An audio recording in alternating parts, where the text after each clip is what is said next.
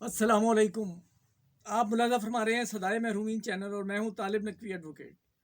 ناظرین، حسب وعدہ آج ہمارے ساتھ جناب ظفر صادق صاحب، جو national bank pensioners welfare action committee یا یہ کہہ لیں پینشنرز ایکشن کمیٹی، اس کے یہ جنرل سیکرٹری ہیں اور کوارڈینیٹر ہیں ایک اور تنظیم کے. اپنا تعارف یہ کرواتے رہتے ہیں، لیکن جو نئے آنے والے ہیں ان کے لیے یہ اپنا مختصر سا تعارف بھی خود کروائیں گے اور آج یہ کچھ اپڈیٹ دیں گے.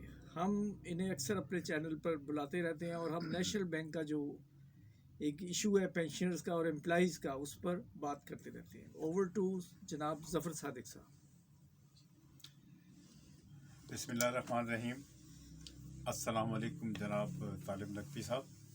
آپ کا بہت شکریہ کہ آپ ہمارے پینشنز کے ایشو پر اپنے چینل سے، جو ہم سمجھ رہے ہیں کہ ہم بوڑھے لاچار اور مظلوم پینشنرز کی خدمت کر رہے ہیں، اس سلسلے میں اپنی پینشن کمیٹی اور ایکس امپلائیز ویلفیئر ایسوسی ایشن کی طرف سے آپ کا تہہ دل سے شاکر و ممنون بھی ہوں اور دعا گو بھی ہوں کہ اللہ تعالیٰ آپ کو اس کا اجر دے.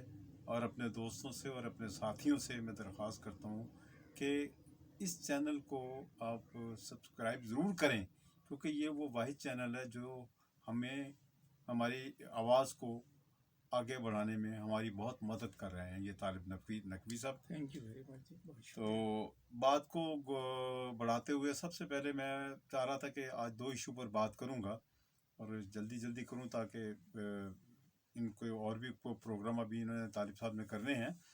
تو سب سے پہلے تو میں آج ڈائریکٹ بینک کے صدر عارف عثمانی صاحب سے مخاطب ہوں اور یہ انشاءاللہ تعالیٰ یہ پروگرام ان تک ضرور جائے گا. عثمانی صاحب نے فروری 2019 میں چارج سنبھالا بینک کا.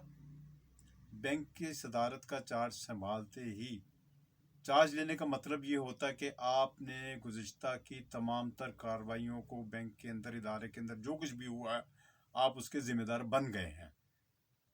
آپ نے اس کا مطلب کیا لیا کہ آتے ہی آپ نے اپنی تنخواہیں مراد کیش ایوارڈ اور بونسز کی شکل میں اب تک آپ 30 کروڑ روپے سے زائد اضافی رقم لے چکے ہیں.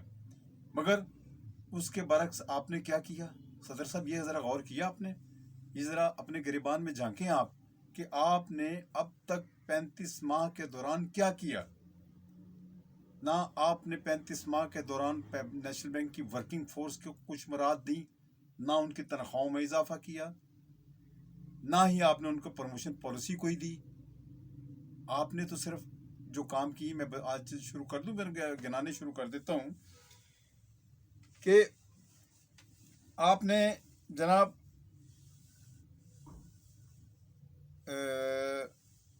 آپ کے لیے ضروری تھا کہ جب آپ نے چارج سنبھالا تو سب سے پہلے انکوائری آپ یہ کرتے کہ کارپوریٹ سیکٹر لاہور کو ایک بلڈنگ سے شہباز شریف کے داماد علی عمران کی علی ٹاور میں شفٹ کیسے ہوئی.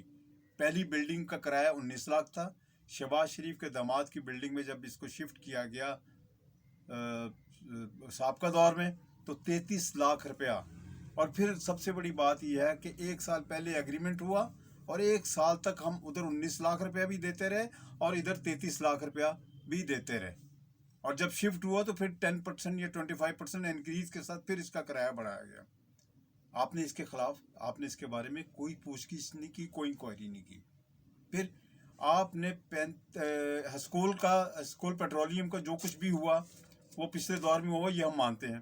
مگر جب آپ نے چارج لیا، آپ نے 35 سال تک آپ نے بھی اور چیئرمین بورڈ زبیر سومرو نے بھی اس پر خاموشی طاری رکھی. آپ بالکل خاموش رہے اس موقع پر. اس 18 ارب روپے کا جو نیشنل بینک کو نقصان پہنچا ہے اس میں آپ کی مجرمانہ خاموشی شامل ہے کہ آپ نے 35 ماہ تک اس کے اوپر خاموشی کیوں اختیار کیے رکھی.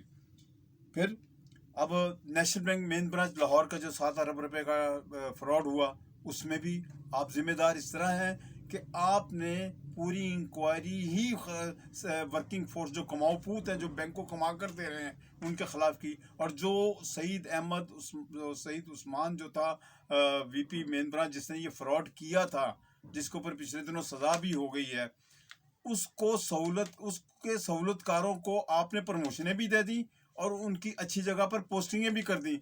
और बेचारे मारे कौन गए? जो नीचे वर्किंग फोर्स थी, जो बैंक को कमा कर दे रहे थे, जो भी कमा कर दे रहे हैं। तो सदर साहब, ये चीज़ें आप पर आयद होती हैं। आपकी जिम्मेदारी थी कि आप इन चीज़ों को देखते। आप इस इदारे के सरबराह थे, ये चेयरमैन बोर्ड साहब भी इस इदारे के जिम्मेदार थे, मगर ये तमाम तर चीज़ें नहीं हुई हैं। इसके जिम्मेदार आप हैं, आपको भी सज़ा मिलनी चाहिए। आप पार्लियामेंट के अहकामात को नहीं मान रहे। मैं ये बार बार जिक्र कर रहा हूँ कि पार्लियामेंट के अहकामात को नहीं मान रहे, जिसमें उन्होंने ये हुक्म दिया हुआ है कि पेंशनर्स को सालाना बजट इंक्रीज दी जाए। आप पार्लियामेंट के अहकामात को ना मानकर आप और जुबैर सोमरो मुल्जिम हैं। पार्लियामेंट के अहकामात को ना मानने की सज़ा जो है वो गद्दारी का मुकदमा बनता है आप पर।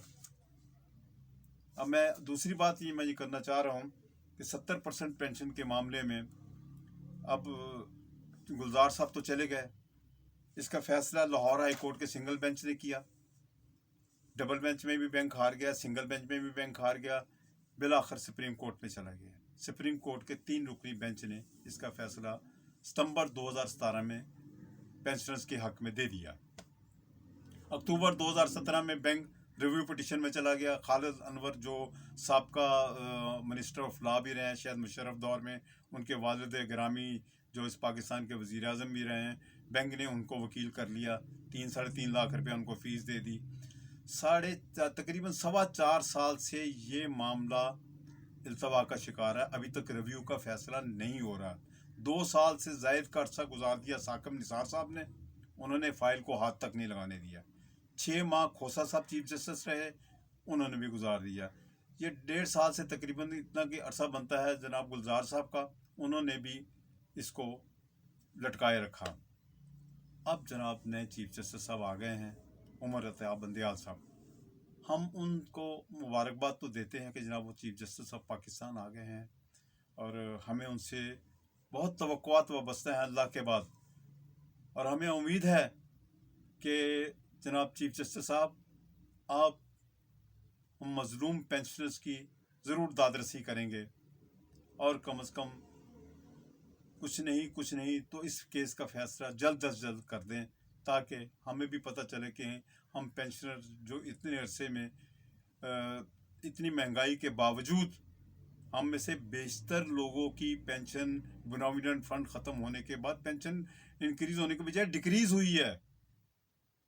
और हम इतनी इस वक्त कस्मा पुरसी की हालत में है कि इस रिव्यू पिटिशन के 4.25 साल के दौरान तकरीबन 600 से 700 लोग वफात पा चुके हैं, और इसमें से तकरीबन 60% लोग डिप्रेशन का शिकार हो गए हैं, इस वजह से कि पेंशन के बारे में कुछ नहीं हो रहा, अदालतें उसका फैसला नहीं कर रही हैं। हमारे वज़ीर ख़जाना साहब ने सदर बैंक को इंस्ट्रक्शन जारी की कि आउट ऑफ कोर्ट बैठकर सेटलमेंट करें। सदर साहब ने तो सदर बैंक ने तो बहुत से वादे हमसे किए हैं, और हर वादे से मुकर गए हैं वो। उन्होंने कहा जी, मुझे वज़ीर ख़जाना ने कहा कि बैठकर आउट ऑफ कोर्ट सेटलमेंट करें। हमने कहा जी बिल्कुल, हम तैयार हैं आउट ऑफ कोर्ट सेटलमेंट के। Out of court settlement supreme court के फैसले के मुताबिक होगा, सीधी बात। दूसरी बात, बजट इंक्रीज़ की हमने की थी, हमसे एग्री किया इन्होंने 4 दिसंबर को लाहौर जिमखाना में सदर बैंक ने, और वो मुकर गए। मेडिकल की पॉलिसी के बारे में अभी तक सदर साहब की तरफ से कोई वाज़ेह पैगाम नहीं आ रहा। अभी रिसेंटली बोर्ड की मीटिंग हुई है, हमें कहते रहे बोर्ड की मीटिंग में लेकर जा रहे हैं तमाम मामले।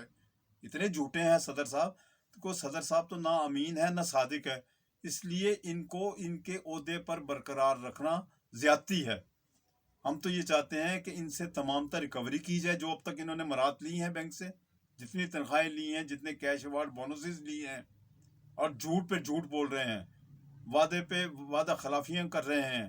तो लिहाजा हमारी तो दरख्वास्त है चीफ जस्टिस साहब आपसे कि आप नए आपने ओहदा संभाला है, अल्लाह ताला आपको मज़ीद तरक्कियाँ दे, मगर हम मज़लूमों के केस की आप फौरी तौर पर डेट दें और इसका फ़ैसला करें। बहुत शुक्रिया, अल्लाह हम सब का हामी व नासिर हो। बहुत शुक्रिया जनाब ज़फ़र सादिक साहब। ہم یہ امید کرتے ہیں کہ عثمانی صاحب جو ہیں وہ غور کریں گے ان باتوں پہ، اور ہم امید رکھتے ہیں کہ وہ پینشنرز کی اور بیواؤں کی، جن کی تعداد ہزاروں میں ہے، ان کی دعائیں لیں گے۔ ناظرین، اگر ویڈیو پسند آئی ہے تو شیئر ضرور کریں، لائک کریں اور اپنے کمنٹ سے نوازیں۔ Thanks for watching.